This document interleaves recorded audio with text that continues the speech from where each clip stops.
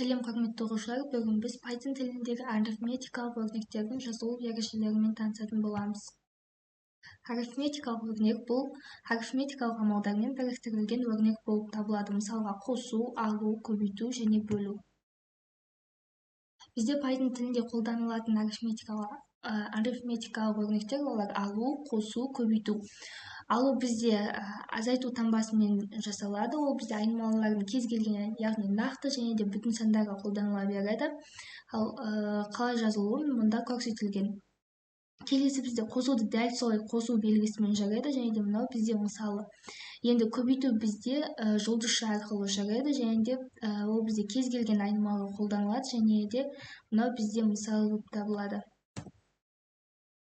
Келесі бізде бөлу бізде жаңағы слэшпен жүреді және де кез келген айнымалға және де нәтиже типтері үнемі нақты болады, яғни біз 25-ті 5-ке бөлсек те 5.0 деп нәтиже шығатын болады. Келесі бізде бүтін санға бөлу, яғни біз бір санды екінші санға бөлген кезде сол санның бүтін бөлігін табу үшін қолданамыз. Ол бізде екі слэшпен белгіленеді және де нәтиже типі бізде бүтін болады және де айнымалылар да бүтін болады. Ал мына мысалға бізде 41-ді 3-ке бөлген кезде нақты бүтін саны 13 болып табылады. Келесі бізде бөлуден қалған қалдықты есептеу, ол бізде процентпен белгіленеді. Және де ол айнымалылардың типі ол бізде бүтін және де нәтижесі де бүтін шығады. Мысалы 41-ді 3-ке процентін есептеген кезде, яғни бөлгенде қалдығын есептеген кезде ол бізде 2-ке тең болады. Келесі бізге дәрежеге шығару, ол бізде 2 жұлдызшамен белгіленеді, яғни бізде 4-тің 3-ші дәрежесі ол бізде 64-ке тең. Енді Python тіліндегі арифметикалық өрнектердің жазылу ережелері. Ең біріншіден өрнектер барлық арифметикалық амалдарды көрсете отырып бір жолға жазылады. Санның бөлшек бөлігі бүтіннен нүкте арқылы ажыратылып жазылады. Үшіншіден индекс айнымалысы атауымен қатар санмен көрсетіледі. Мысалы x Python тілінде x1 деп жазып кетуге де болады. Амалдар мынандай тәртіппен, төртіншіден амалдар мынандай тәртіппен орындалады. Алдымен функцияларды есептеу, содан кейін дәрежелерді шығару, содан кейін көбейту, бөлу, ең соңында қосу, азайту, яғни математикаға қатты ұқсайды. Бесінші, егер бөлшектерді есептеу жүргізілсе, онда бөлшектің алымы мен бөлімі жақшаға алынады және де бір жолға жазылады. Мысалға x қосылған алымында x қосылған y, ал бөлімінде x азайту y болса, оны x қосылған y-ті жақшаға алып, бөлу және де x азайту y деген түрінде жазады. Енді Pythonда кіріктірілген стандартты математикалық функциялар. Ең алғашқысы ABS, ол бізде модульді есептейді, яғни минус саннан да плюс санды шығаратын болады. Келесі бізде round, өтірден кейін белгілі бір белгіге дейін нақты санды дөңгелектеу. Мысалға x2 деген кезде осы 2-ке дейін нақты санды дөңгелектейтін болады. Келесі бізде diff мод бір мезгілде бөлу және бөлуден қалған қалдықты табу үшін қолданылады. Яғни мына жерде 3 және де 1 деген екі түрлі айнымалыны көрсетеді. Екі түрлі сан береді.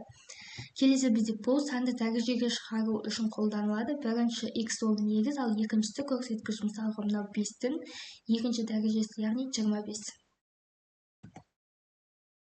Келесі бізде маз кітапханасы, ол бізде Python бағдарламалы тіліндегі стандартты кітапхана, ол математикалық есептеулерді орындауға арналған. Бұл кітапхана сандық есептеулерге қажетті әртүрлі математикалық функцияларды, тұрақтыларды және операцияларды ұсынады. Ол бізде ең алдымен import maz деп маз кітапханасын шақырып аламыз, содан кейін біз maz нүктеде оның функцияларын қолдану арқылы біз maz функциясының функцияларын немесе басқа да заттарын қолдана аламыз. Енді мұнда maz функциясын импорттадық, x-тен 6 бізде maz squared квадрат түберді білдіреді, maz pi бізде пи санын білдіреді, ал maz синусы maz радиан 90 деген синустың 90-шы дәрежесін көрсететін болады. Келесі бізде мынау maz кітапханасында ең жиі қолданылатын функциялар, ол бізде squared санының квадрат түберін табу үшін, яғни 25-тен ол бізде 5-ті шығаратын болады. Келесі масс бұл x санын егер дәрежесін шығару үшін, яғни 2-нің 3-ші дәрежесін. Келесі масс синус ол бізде x радиан синусын есептейтін болады. Ал косинус болса x радиан косинусын есептейді. Масс сел x-тің жоғары қарай дөңгелекте, яғни 4-2-ні ол бізде 5 деп алады. Ал масс фулы керісінше x-ті төмен қарай, яғни 4-8-ді ол 4 деп алады. Келесі бізде масс фебс, ол фебс ABS функциясына ұқсайды, яғни санның модулін анықтайды. Келесі бізде масс p, ол бізде p тұрақтысын шығаратын болады. Енді практикалық тапсырмаларға өтсек. Ең алдымен практикалық жұмыстарды жасау үшін айдылды ашып алдым, және де азайту амалынан бастап көрейік. 4 азайтылған 2 бізде ол 2. 7 қосылған 11 ол бізде 18. 4 көбейтілген 2 ол бізде 8. Және де енді 7 бөлінген 2 деп алайық, ол бізде 3-5. Енді санның бүтін бөлігін және қалдығын табу үшін біз 7 бөлінген 2 деген кезде бізде бүтін бөлігі ол 3. Ал 7%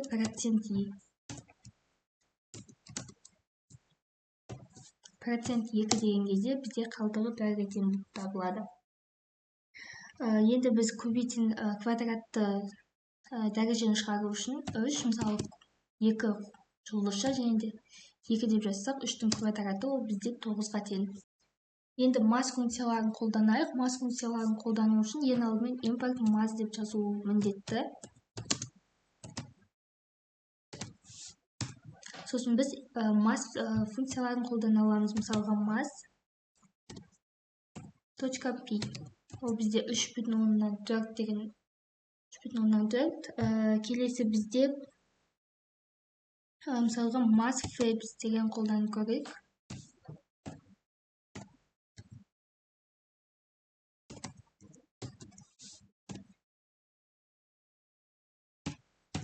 -9. Ол бізде 9-ға тең болып табылады. Дәл осылай функциялардың бәрін қолданып, практикалық тапсырма жасап, өз білімдеріңізді ары қарай дамытсаңыздар болады. Сіздермен болғанмен каналға жазылып, ары қарай келесі шығатын видеоларды күтіңіздер. Сау болыңыздар.